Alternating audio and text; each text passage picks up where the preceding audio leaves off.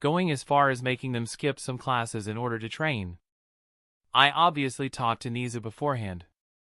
He said that it was nice to see talented students work hard. But he still didn't let me just leave with my high school diploma. I would have tried bribing him, but he really doesn't lack money. I really don't like the fact that I need to study. Thankfully, I can read things really quickly. Otherwise, I might just drop out.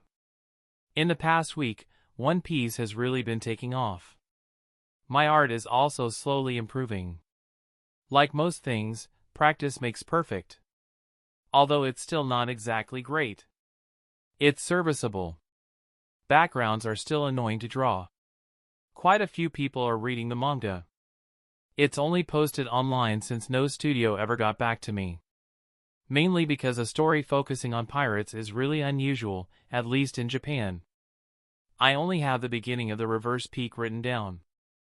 A lot of people seem to like it. Maybe some find it a bit refreshing.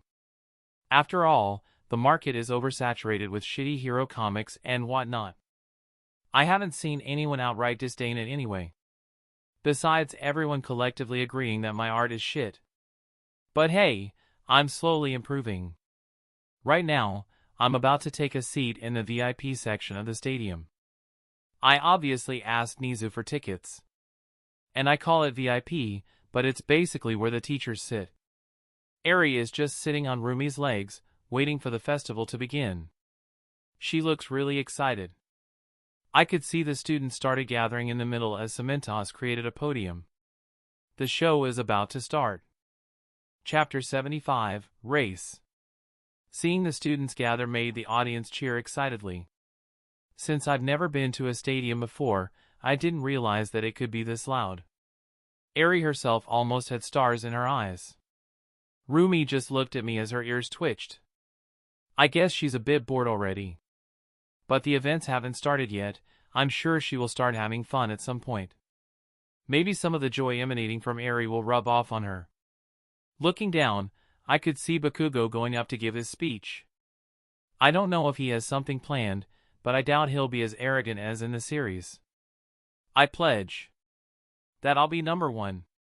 Great, nothing changed. Well, he didn't say anything about the others becoming stepping stones for him. So I guess that's an improvement. I like that brat's guts. Was the only thing Rumi said after hearing Bakugo's speech. The students reacted about the same as they did in the anime. Most of them being really mad while his classmates just sighed. Ida did say some stuff that I really couldn't hear.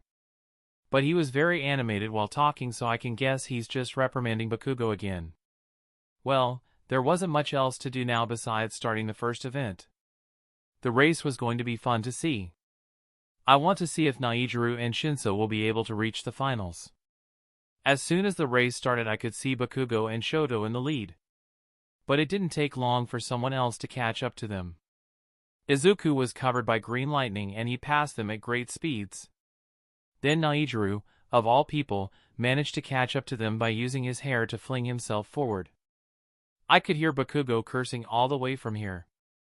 Most of the students and viewers were surprised to see a general course student keeping up with the hero prospects, even outpacing most of them. Shinso was also doing fine. His quirk isn't exactly suited for this type of race. But he was in a better physical shape than in the series. So he won't exactly be in the last place. As for how Izuku managed to improve himself so quickly, I may have had a hand with that. I gave him an image of that in the clone he was fighting. It wasn't anything substantial, but it was enough to make him realize that he should try to spread the power evenly throughout his body. I couldn't really give him the egg in a microwave anecdote. Mainly because I still haven't figured how to make my clone speak.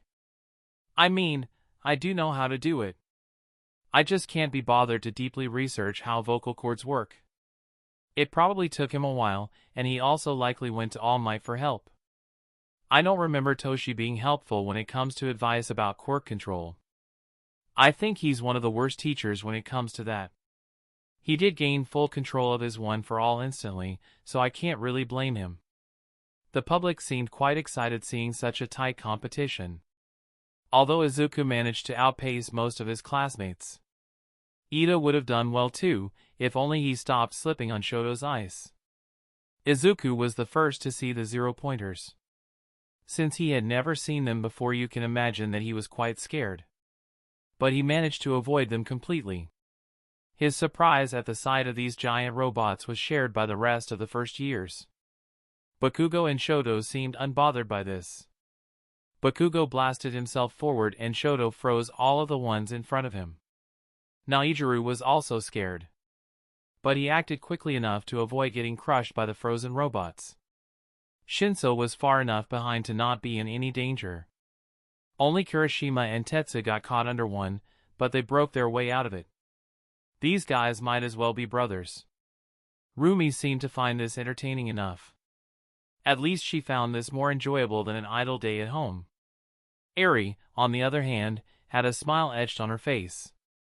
I didn't think she would start idolizing heroes this badly. But I guess every child would at her age. The crowd was going wild as Izuku reached the second obstacle. It was strange to see him do a balancing act on a rope. But he had to take it slow since he wasn't confident enough in his skills to just rush it. It made the other 3 front-runners catch up to him. Bakugo didn't have any problem crossing the chasm, he just used his explosions to fly over it. Najiru used his hair to cross it at great speeds. Apparently, he wasn't scared of heights. Shoto made himself a bridge out of ice and started sliding on it to the other side. Izuku became 4th place in a matter of seconds. But after he reached the other side of the chasm, he sped up again, completely ignoring the minefield as he sped up to the point where he was only boosted forwards by the explosions. He was the first to reach the finish line. The clothes on his back were quite burned. Najiru came in second. As he also didn't need to bother with the minefield, he supported himself high into the air and went right over it. Even when his hair triggered a mine, it would, at most, just shake him a bit. He constantly grew more hair to support himself. Bakugo and Shoto followed closely. I could see just how mad Bakugo was. Shoto himself was not having much fun. Both of them had been outclassed by a general course kid and someone they thought couldn't even control his quirk. It was a bit of a blow for their fragile egos. But they were still in the tournament, they had placed pretty well all things considered. Not that it mattered to them, they both considered this a failure. I could see Bakugo lashing out at both Izuku and Najiru. Izuku flinched a bit while Najiru just scratched the back of his head a bit. I guess he's gotten used to me being mad at him. A raging hero course student was probably not as scary by comparison. The next 46 students didn't make it as quickly, but Shinso managed to pass too. He was a bit winded, but he seemed fine enough to continue. He placed 36 in the race, which is fine by me. Someone else I could see there was Toru. I had promised to help her with her invisibility, but the whole thing with All for One happened and I didn't have any classes with them this last week. So I forgot about her, but I'll help her after the festival. I kind of let her down with this one. Although, it's not like she's a friend of mine. She's more of an acquaintance. But I did promise, so I will do it anyway. Chapter 76, Cavalry Battle and Flames. I could see the students selecting groups. Izuku had the expected reaction upon hearing that, even though he has some semblance of control over his quirk, he still doesn't have a lot of confidence in his own abilities. In truth, he should be able to wipe the floor with most of the competition in the 1v1s. Even in the cavalry battle, all he should do is pick one teammate, preferably someone light, and carry them on his back while dodging attacks. Since his headband is worth 10 million points, he doesn't actually need to try and steal others. It would be a bit difficult at first, but the others aren't going to stay focused on him the whole time. And his speed in close quarters would be hard to deal with for the other students. But he seems to be bumbling about, searching for teammates desperately. I could see the sweat on Toshi's brow at the sight of his successor's lack of confidence. At this point, Izuku is also copying All Might shamelessly, which was also worrying for the old symbol of peace. Toshi was seated somewhat near me and Rumi. He was about 5 meters behind us. He was just too transfixed on the festival to notice me. I decided to go near him a bit, excusing myself to Rumi and heading in his direction. "Hey! Toshi, what's wrong? He looked really startled. Almost fell out of his chair, in fact. And nothing, young Allan. I'm just a bit worried. Young Midoriya might not be prepared to take the mantle yet. He released a sigh. There shouldn't be any rush. Villains come and go. Right now, things are already quite peaceful. He was still deep in his thought. Besides, there shouldn't be any need to rush things. He's only had your quirk for a few weeks. Since he was already transparent to all of the staff about his quirk, I could talk to him without any worry. He seemed to have calmed down a bit. He's been on edge for a while now. I hope our talk calmed him down a bit. Although there must be other things eating away at him. For now, I took my leave, going towards the toilet, since I got up from my seat using that excuse. When I got out on the hallway, I could see a familiar face. Flaming beard, red hair, skin-tight costume that looks more like diving gear. Yep, it's Endeavor. His back was facing me, so I guess I don't actually see his face, but you get the point. Why is he wearing his hero costume here anyway? He should only be here as a spectator. Oi, Endeavor. Why are you not in the stands? I said, tapping him on the shoulder. He turned around and looked up at me. Oh, Yellow. I'm just waiting for the round to start, he said in a neutral tone. Him calling me Yellow is fine since we aren't exactly friends. I thought you would be a bit more curious about who your son chooses to team up with. He scoffed a bit. As if that's of any importance. He will pass regardless. Well, fair point. But don't pretend that you don't care, flame face. I shrugged a bit. His eyes suddenly turned fierce. I hear that you've been personally training a few students. You shouldn't bother much. Shoto is obviously going to win. Geez, what a mood killer. Well, at least you're confident. Although, if he doesn't use his fire, he has little chance of even making it in the finals. That's not even an exaggeration. I think both Bakugo and Izuku would be able to beat him as they are now. Heck, even Najiru might be though for him without fire. Even if he gets encased in ice, he can always break out. I thought him a few tricks after all. I didn't just injure him during our training. He looked a bit mad at my statement, but didn't really disprove it. He just grumbled off, probably going back to his seat. I just continued on my way, finished my business and went back to my seat. Eri just waved at me and said, "Sit down. It's about to start." While Rumi just looked at me for a bit, then back to the stadium. From what I can see, Shinso did the same shtick where he brainwashed some students to carry him through the event. Najiru, surprisingly, teamed up with Shoji, Tsuyu, and Mineta. He's playing as the horse alongside Shoji. But his task is more in the line of protecting the three of them while they try to capture more points. The other teams were mostly the same, with Izuku not using his full potential and acting as a rider. That's just plain stupid on his part. With his mobility, he should have let Ochako or Tokoemi be riders. But I'm sure he'll figure something out. Or maybe Tokoemi will end up saving the round for them, like in the anime. The event started as expected. Everyone was going for Izuku. His headband was worth the most after all. But since he could actually fight now, it was still going a lot better for him than in the anime. Najiru started strong, extending his hair and pulling off the headbands of all the groups in his surroundings. It wasn't exactly the best move. It painted a bit of a target on his group. But since everyone was gunning for Izuku's headband, they chose to ignore him. Najiru's team was eventually attacked by Tetsu's team. But it seems that they didn't really succeed. Najiru's nose hair entangled Ibara's vines and Tetsu's arms. Tetsu tried to pull his arms out of the nose hair lock. But the more hair he ripped out, the more he was entangled. His torso was quickly engulfed and pulled towards the ground. He was saved by a combination of Juzo softening the ground under Najiru and Ibara struggling to keep him up. By the time Shoji managed to escape out of the concrete swamp and pulled Najiru out with his extended arms. Since he can just grow his hair endlessly, he can keep them there. What I wasn't expecting was to see him pull Tetsu to the ground. I could hear the Metal Quirk teenager rage a bit at this development.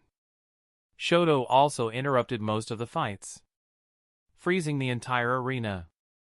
Najiru managed to suspend himself and his team in the air while the ice was spreading. Some of his hair was frozen solid, but he just discarded it and kept himself up. Overall, the fights were decent. Izuku was using small shockwaves from his punches to push people away from him, and Tokoyami kept the people from attacking him from behind. Bakugo was getting mad at Monoma. Really not much change there. Bakugo didn't grow much stronger than he was in the series. He didn't do any training to make his explosion stronger. Only his physical strength was a bit better.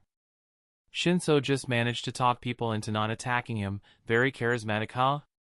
Some even gave their headbands to him. I think his opponents were Canadian. Jokes aside, Shinso was doing extremely well, although he was a bit disrupted by Todoroki's ice. By the end, the teams that continued in the last round were Team Izuku, Team Shoto, Team Bakugo, Team Shinso and Team Mineta.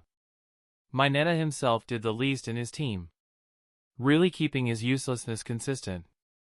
Shoto also ended up using his fire in the end.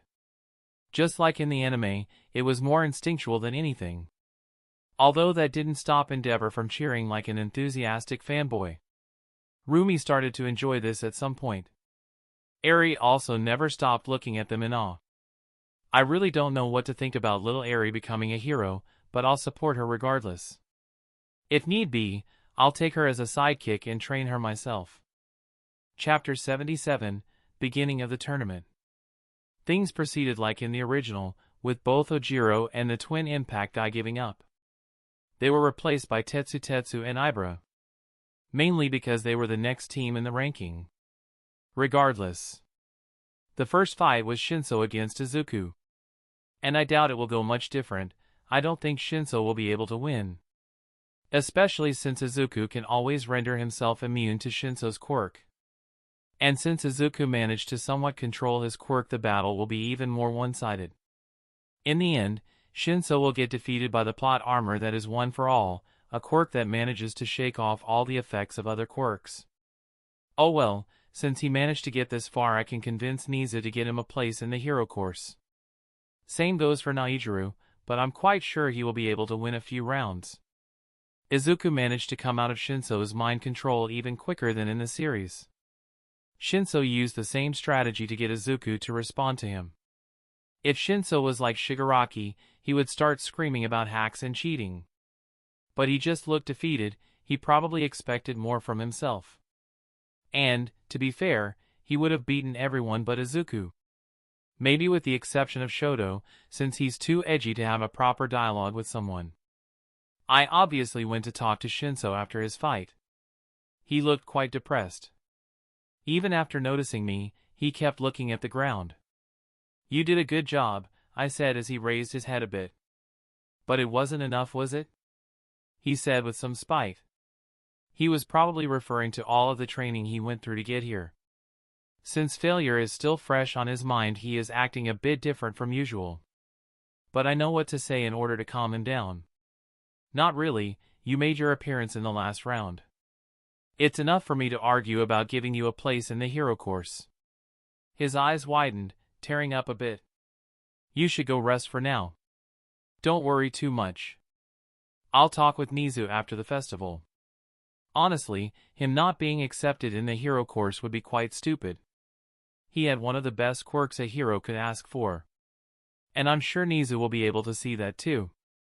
After he thanked me a few times, I left, leaving him to contemplate on his situation a bit. The next fights were mostly the same, with a few exceptions. Since 5 teams made it into the final round, Tsuyu ended up fighting Shoji, she lost. And Najiru fought against Mineta. It wasn't exactly a hard fight for Najiru, although the midget managed to immobilize Najiru using that ball whip that I showed him. It wasn't exactly useful since Naijiru's attacks came from his nose. Tsuyu couldn't really overcome the difference in size and strength against Shoji. Her technique isn't quite there yet. The rest of the fights were pretty much the same. Shoto going too far against Zero. I ended up having to melt him out of that glacier. Mainly since I could do it faster so he wouldn't get injured further. Ibara beating up Kaminari. Mina winning against Aoyama.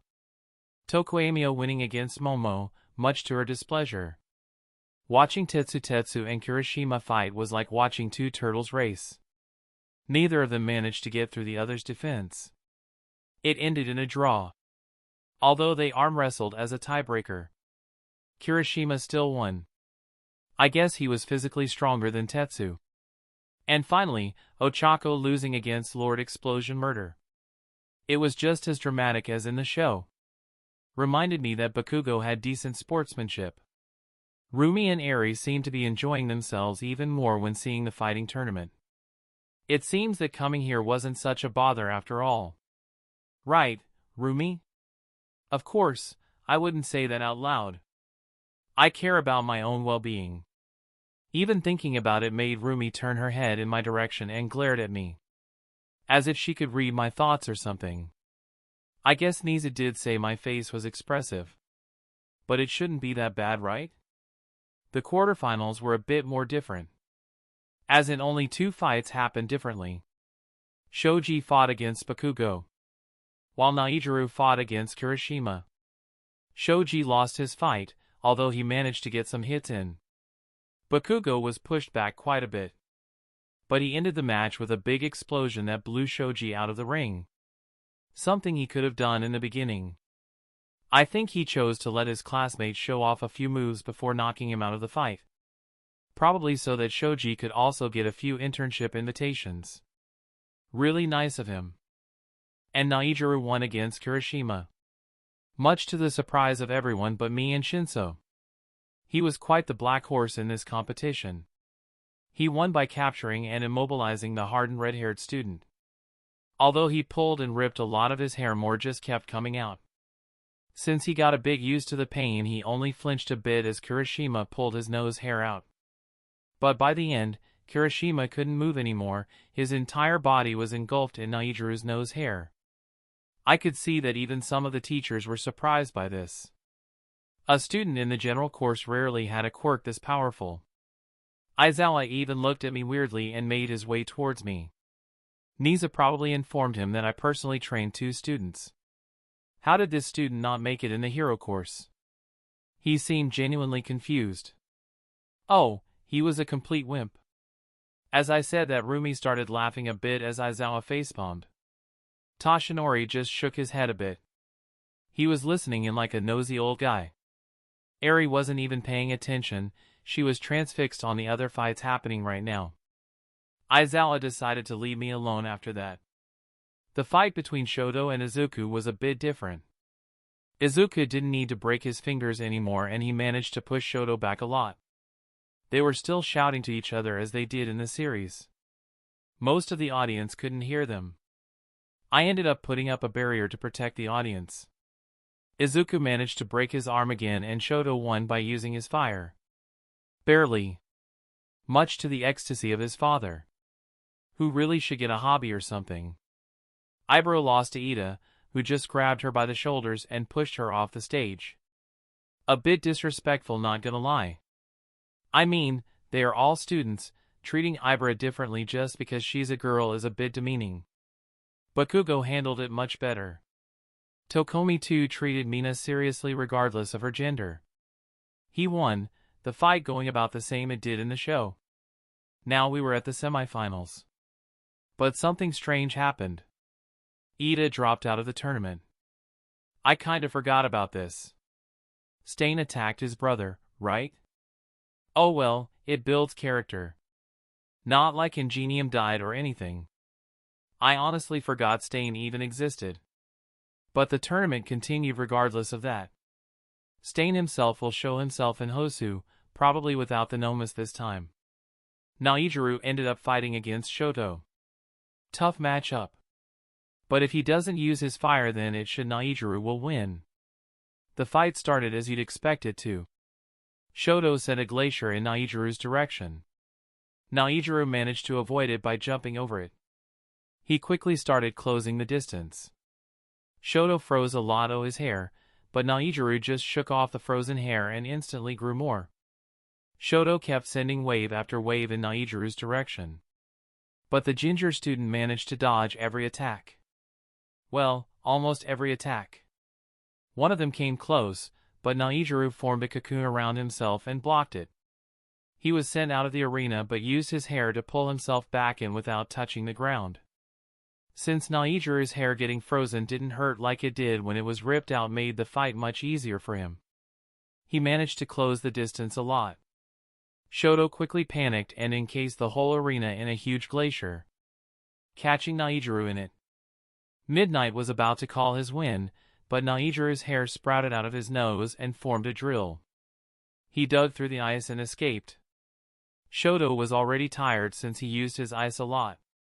And just like that, he was crushed under a giant mountain of nose hair. I could hear Endeavor complaining from here.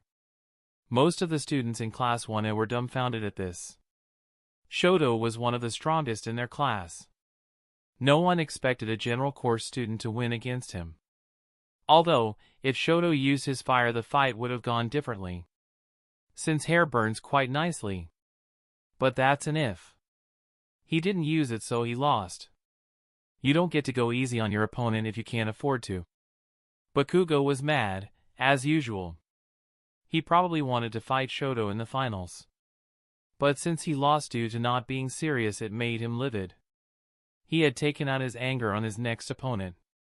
Tokoemi was already at a disadvantage, so it wasn't exactly a hard fight for the explosive teenager.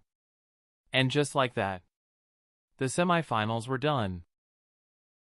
That's the end of this tale for now. Thank you for watching, and I'll see you in the finale. Peace.